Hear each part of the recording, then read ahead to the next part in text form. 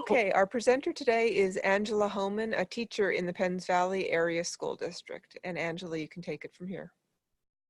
Thank you, Elaine. So as Elaine said, I am Angela Homan.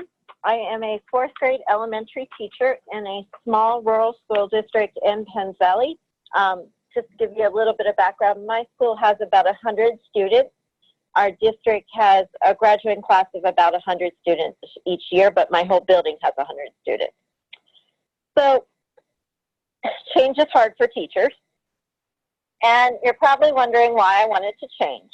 So before I get to that, I'm going to tell you what breakfast was like at Penns Valley before breakfast after the bell.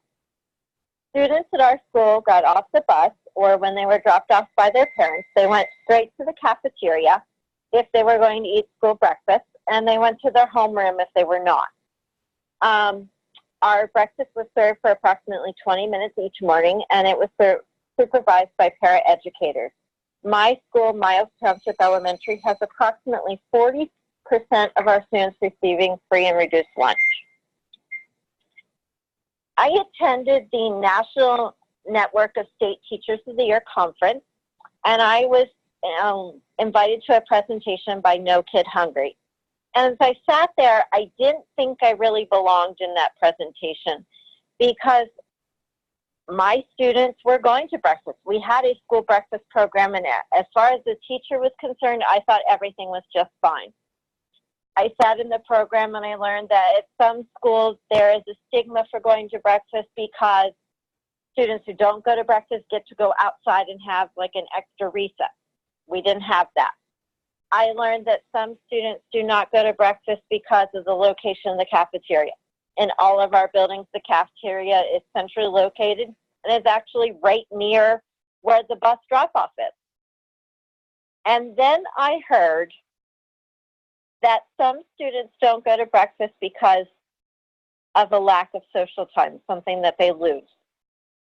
And I realized that I did have that problem. It made me think of a student that I'm going to call Jill. And Jill was one of my fourth graders. She was 10 years old. I'm pretty sure she was a free or reduced lunch student and breakfast. And Jill, the previous spring, stopped going to breakfast. I remember the day because she wanted to go see the school nurse, and I couldn't understand why. And the next day, she didn't go to breakfast.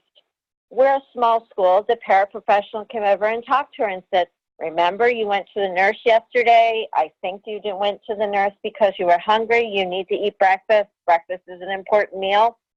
And Jill said, nope, I ate at home. I'm fine. She asked to go to the nurse again that day. I did not allow her to go because I was pretty sure I knew the problem. The next morning, I sat with her and said, let's go over to breakfast. It's okay. Just, nope, I'm not hungry. And she just quit going. Jill, at the age of 10, was choosing hunger over, or choosing social time over hunger.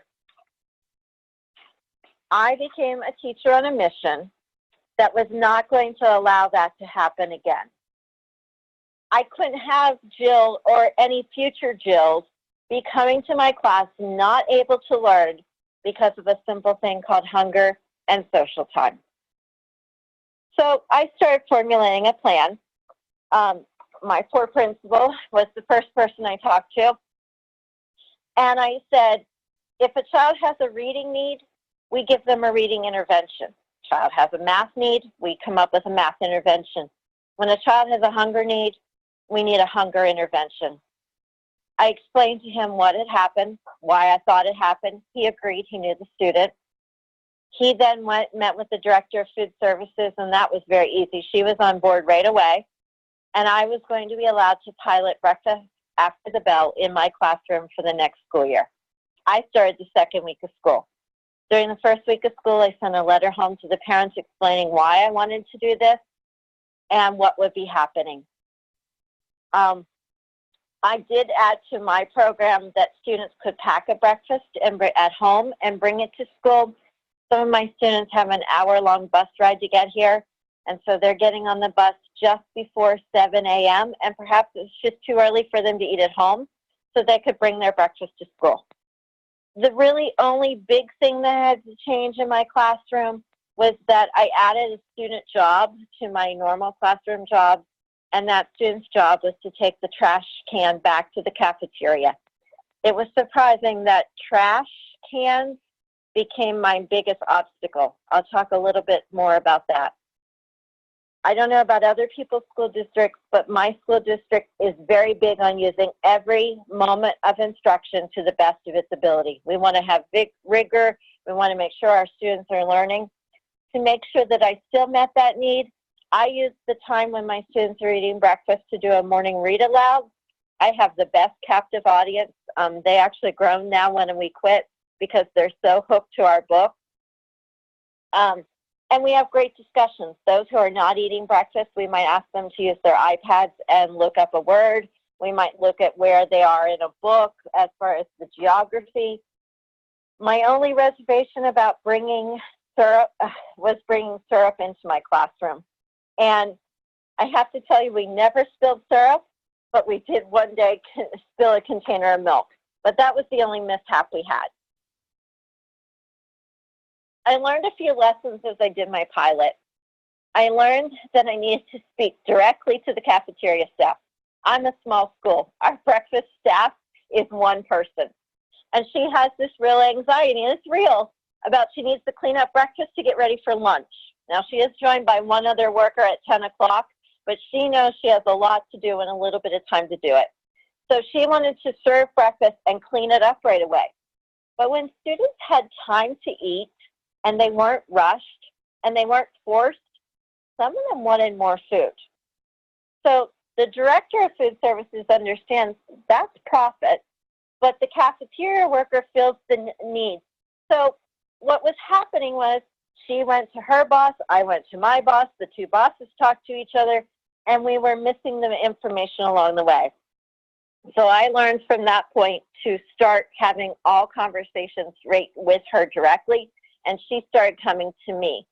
And that really smoothed out a lot of the problems that we had. I also learned I needed my administrator's support because as there were problems, I needed him to help me problem solve them instead of shutting my program down. We contract out our food services, so we had this big debate over, oh, we now need a new trash can because fourth grade is now doing breakfast after the bell. Who gets the trash can? The food services staff or the school district staff? Who has to move it?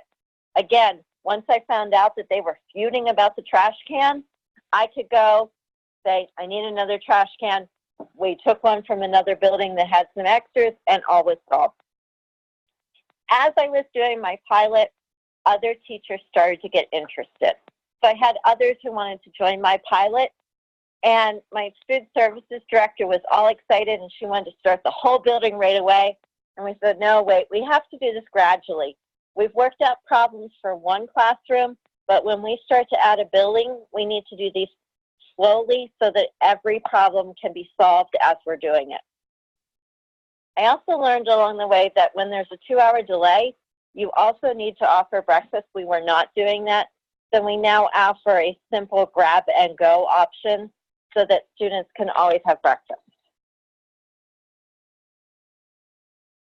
On the screen right now, you see some quotes from some students of what they felt about the Breakfast After the Bell program in our classrooms. As a teacher, I noticed that I no longer had the learning mid-morning slump time because my students had the energy that they needed from their food in the morning. I feel like my class is more as a family. We're not divided in the morning, where some are in the cafeteria, some are in my room, some heard me say this, some didn't. And the biggest thing for me is I get that pulse of a student right away when they walk in. If something's not going well at home, I know because I get to see them right away, and I can work on getting them help if I need to. As a part of what we did, I administered a survey to our students, and I asked them the question, if you hope that this would continue, and you can see that almost all of our students said yes, that they like this program a whole lot better than going into the cafeteria. After we completed that school year, we realized we wanted to do more of Breakfast After the Bell. we applied for a state grant. 2 of our 3 elementary buildings are now exclusively breakfast after the bell schools. And one of our buildings, we actually increased participation by 50%. All of the teachers give me that feedback of their school classroom community is so much better. And something that our food services staff did was they changed the food options. So my fear of syrup has been taken care of. We no longer serve foods that have syrup, or it's already built right into the food. But we really worked at better options for the transporting of the food from one location to another and eating them at their school desk. So all in all, this program has really changed things. There is my email if you would like to contact me later. And I'm going to turn things back over to Elaine. Thank you, Angela.